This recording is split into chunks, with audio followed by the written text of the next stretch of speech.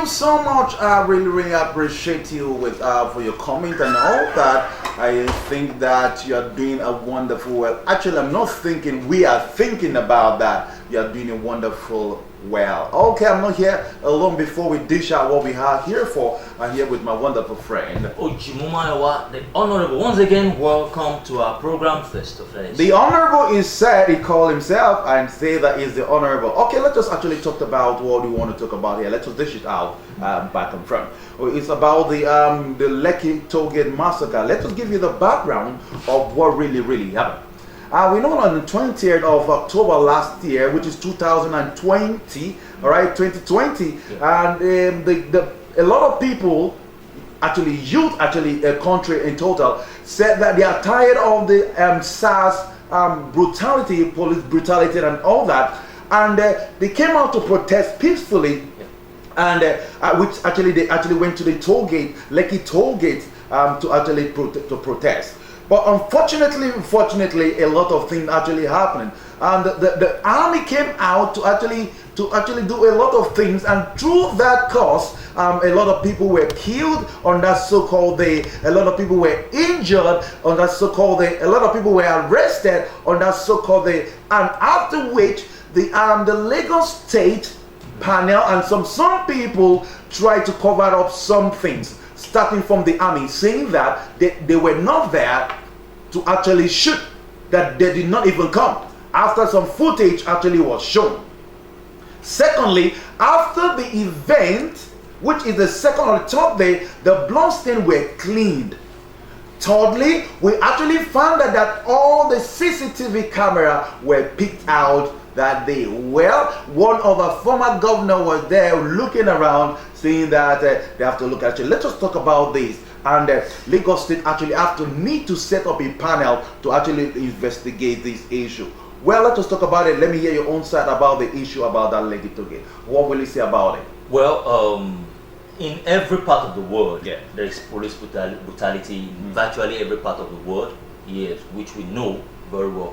But in any case like that, when the citizen shows their discomfort about police brutality, and it goes to the extent of protecting just the way the youth did last year. Yeah, they did. Yeah. In a normal democratic nation, which I always say, the government ought not to have waited for the youth to let the protest last for even 1 hour. And the most painful thing, because there's a lot of story we actually heard and we have seen with evidence on a video, that some hoodlums were actually hired to actually disrupt the protest after it was really hijacked. Properties were destroyed and all that. Now let us move ahead. This EndSARS issue is not a story anymore. Now the panic came out. Your friend called Lai Mohammed actually came out to say that there were no brutality that time.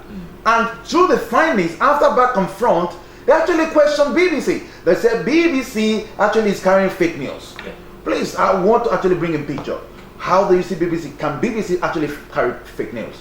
Well, regarding that, I don't really read, because there was a broadcast by one of a big presenter in BBC. She has a live broadcast with Sanwo Olu at that time, asking him, is there any protest? He said yes. Any casualty? Yes, of course. Our honorable governor said that. You understand? So now, why is it that now turn around that there was there is no soldier, there was no gunshot, there was no... Even when the footage was showing that they were going from But the only problem, I've been saying it over and over again, that even the Western world are one of the major problems Nigerians are having. Until we realize that America and Britain has nothing to what they have, no power to lift us out from this our government that we are having. Because the more at which we are relying on the Western world, the America and the Britain, our problem keep on compressing together, and we are having a bigger problem.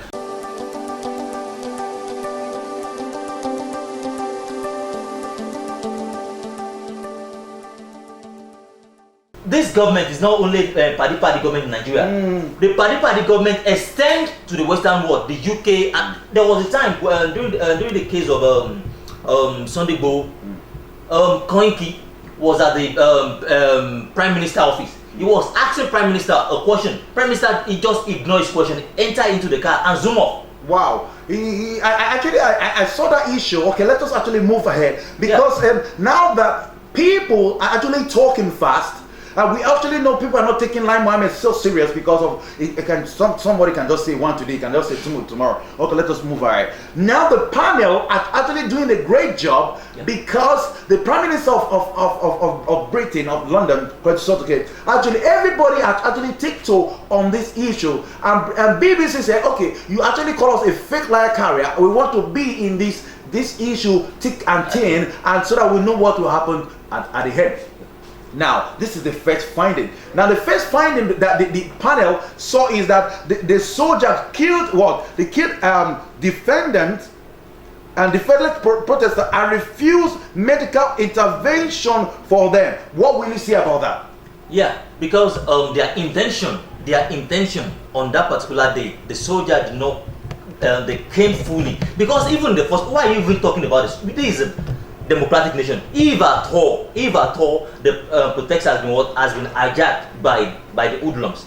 That's the reason why we have the mobile police. That is their duty, not the soldier. Nigeria is a sorry country, because in advance you can't just see a soldier in the street. Yeah, you're right, because we know that we know what the soldier can do. Of course, why will you invite soldier to a civil matter? I do know one thing, but because in a very civilized country, soldiers are not meant to be in the state, are meant to defend the state at the border. At the borders. Now, why do we have the police? Why do you have the mobile police? Why do you have the mobile police? But and this is actually happening. Number two is that the police shot the protesters and pick up bullets to cover up. Yeah. Now, Lai Mohammed is saying that, which actually he has debunked that he did not say that there was no massacre. And my friend called Desmond Elliott once said during the protest that the youth are not serious. Now it's coming out because I think that maybe he's doing that because of political ambition, actually to cover up that. Now let's talk about it. Soldiers killed protesters, and bullet was found in that area. Blood stains were found. Video was covered. How shot was coming down from the access. Now, what is the next thing? Because we don't have time on our hands. What is the next thing? What do you think the government or the Lagos State government will do to find the culprit of this barbaric act they have actually portrayed by the soldiers? Actually, on this particular area, I will use one thing to really just carry it off. No matter how long the federal government and the state government refuse to accept the fact, one day will be one day you accept. What am I saying? When MK Abiola won the election, they annulled it. Yeah. Yes, over the years, at the end of the day, they accept the what? They granted that MK Abiola was the president of Nigeria. And after his death, they still give him the GCFR. You understand? So one day, because the wicked people, one day will leave the throne. And once they leave the throne, the truth will, no matter how long you cover the truth will eventually comes out. Either the federal government accept it now or not. One day, it might be far, it might be near, but one day the truth can never be covered, because the truth will come out. And at that time, it's going to be a very serious issue, because a lot of people will want to be prosecuted. Either they are dead or alive. Okay, now let us actually draw the curtain right now.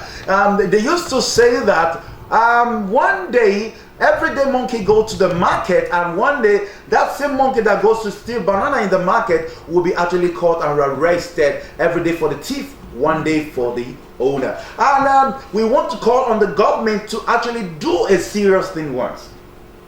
Try to bring the people that cause people death, that people cry, though they actually stopped some people from doing the remembrance. We know that what happened a few months ago stopped them from doing the remembrance. That they went to the target with soldier men to actually stop the protest. But at the end of the day, what happened? The protest, the anniversary actually came to play. We want to say that the Lagos State government, Governor Sanwo Olu should do the right thing, but as he has opened, break out this panel to actually investigate the people, the army that came to kill those people, to shoot at the protesters, should be brought to book. If you need the footage, you can go to BBC that you called a liar to actually give you the footage of that. We are going to close the curtain, try to actually advertise with all this. All right, this is Trendy Africa. Please do the right thing. We are going to call it. This is a legendary. I'm working with a wonderful friend. Oh, Jemaiwa. I will be saying what? Bye bye.